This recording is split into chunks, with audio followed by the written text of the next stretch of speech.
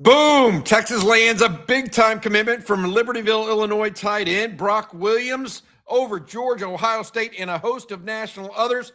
The Longhorns grab commitment number 11. He announces his decision on the Pat McAfee show just moments ago. Jerry Hamilton, what do you make of Brock Williams, tight end, Libertyville, Illinois? Perfect fit in Sark's scheme as a pass catcher. That is my number one thing. It's a perfect fit. He is a guy that you could say, okay, does he remind you of a advanced Gunnar Helm? Yes, with more speed and athleticism, right?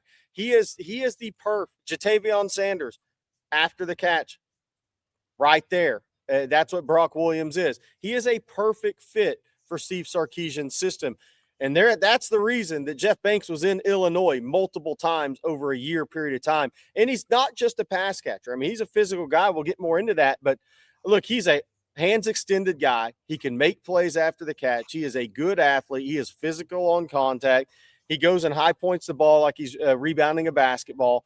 His athleticism shows up returning punts and kicks. I don't care if it's in Illinois or not. That's something we never saw Jatavion Sanders do in high school. So this guy's very athletic. He is a tremendous fit in Steve Sarkisian's system. And there's a reason that Jeff Banks and Sark put this much time into Brock Williams, because he has a chance to make athletic plays both at the catch point and after the catch against SEC level defenders and do it at an extremely high level.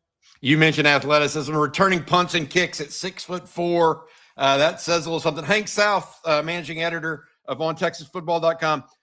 Tell us a little bit about his process of recruiting overall. Give us some of his stats, et cetera, a little bit more info on Brock Williams. Yeah, just on the tape alone, you're watching 44 catches, almost 600 yards receiving, 11 touchdowns. And I think what stands out the most to me on his tape is just his sheer effort he puts in, whether it's running routes or run blocking. The effort is there, and you like to see that, obviously, on tape. But his recruiting process, it's been interesting. You know, I think for the last few months, we've all kind of felt Texas is certainly trending up, or was trending up for him. It was very clear. He took 4 visits to Austin from the Arkansas game last November to back in April, right before that spring showcase weekend. He was back in town. So 2 spring visits, a winter visit during January when it was just him and Easton Royal, and then that Arkansas game visit. And so once you started seeing him show up to Texas more on his own dime, nonetheless, I think you really started to get the feeling that Texas was really in good position for him, because you started 2026. Georgia was trending for Brock Williams. That was it was Georgia and Texas. Ohio State has been considered kind of that distance third, but Texas really, with the effort of Jeff Banks going up to Illinois, like Jerry was talking about, them getting him on campus several times, they were really able to kind of turn this recruitment around. And really, since adding JT Garachi in December, he's been the main tight end they've recruited. There was a little bit of flirtation with Jackson Dollar, maybe a little bit with Ahmad Hudson, but it was never really serious. It's been Brock Williams the focus, and I think that resonated with Brock and his family in their liking of the program. Jerry, Texas beating out some of the aristocracy of college football, Georgia and Ohio State, for this. What does this kind of recruiting win mean for Sark? Is it just more proof that Texas is a national recruiting power these days? Yeah, absolutely. And it's a true, when you go to Illinois and get a tight end, a state that Texas does not recruit very much. They have 1 player on the roster from Illinois currently, and that's obviously a transfer portal player. It's a real proof of concept of your tight ends in your offense.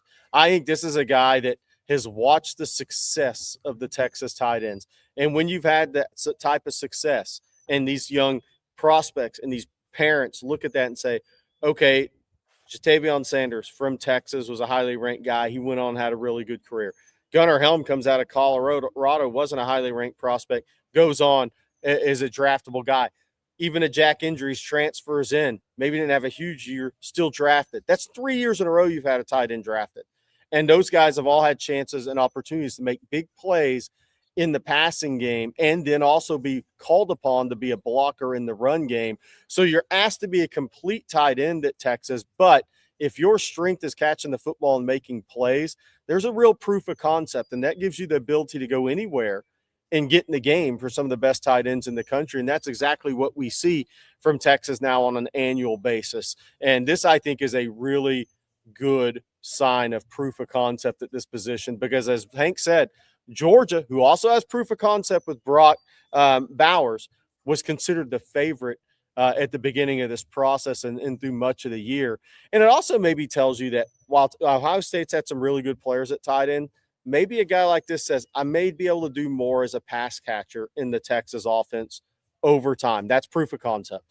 Yeah, I like how he uses his hands to go out and get the ball. No doubt about it. Hank, I mentioned to Jerry, this is commitment number 11 overall for Texas. This is the second tight end commitment for the Horns. Earlier this year, they plucked a guy out of the state of New Jersey too. Yeah, they have JT Garachi on board. He committed in December. He was actually on campus for that April 18th weekend. And talking to him after that visit, he was excited about the potential opportunity to play with Brock Williams. And they're two different tight ends. I think JT Garachi may be a little bit underrated as a pass catcher, but he's certainly more of that inline focused tight end that Texas was recruiting in the class.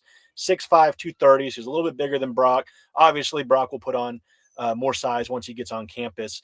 But a nice addition. Another guy out of state. They went to New Jersey to get JT Garachi, and this isn't anything that's going to affect. He was recruiting Brock Williams to come with him, and so again, Sark talks about the tight end position being the second most important position on the offense besides the quarterback position, and you can see that with the play calls and schemes he runs, and trying to get 12 personnel more involved. And so I think this is kind of your ideal setup in this 2027 class to have these two guys committed. And you can tell, like, Brock Williams, he's going to officially visit Texas now, and it's done. He's not going to go see Georgia. He's not going to mess around with Ohio State. Same with JT Garachi. He's kind of shut things down. So I think Texas has to be thrilled with this pairing they have at the position. He's a consensus top 100 prospect in the country. Another addition in that regard, top 5 tight end in the country, top 10 prospect in the state of Illinois, according to the consensus. Long story short, Longhorns go to Illinois and grab a good one in Brock Williams. We have more now from our Rod Babers, who breaks down the film of one Brock Williams. But before I pitch it over to Rod, I want to say one last thing. Brock Williams, hook 'em horns, buddy. Hey, what's up, folks? Welcome back to On Texas Football. As Bobby would say, boom! Longhorns get the commitment of a tight end in the 2027 class, Brock Williams. I think he's a really high-level athlete now playing tight end, which is ideal, right? You want basically athlete cosplaying the tight end position, which is what you have in Brock Williams. 6'4", 6'4" and a half, really light right now, probably 220, somewhere around there, but you can add weight to him. What I love about him, he's got really good contact balance. The contested catch ability stands out as a high-level trait.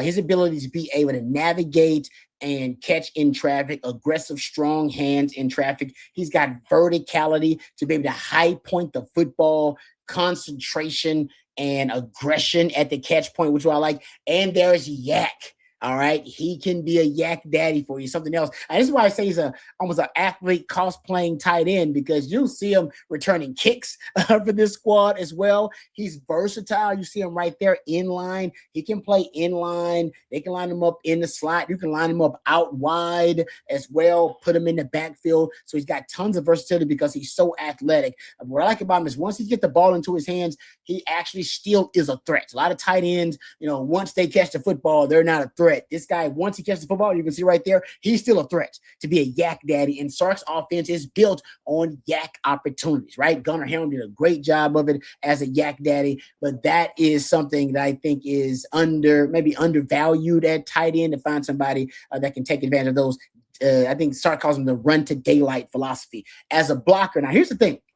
I believe Sark wants he's had willing blockers and competent, capable blockers at tight end. Even in JT Sanders and Gunnar Helm, both those guys were plus receivers in the passing game. And as blockers, they weren't necessarily a liability as blockers, but he hasn't had yet a mauler at the tight end position.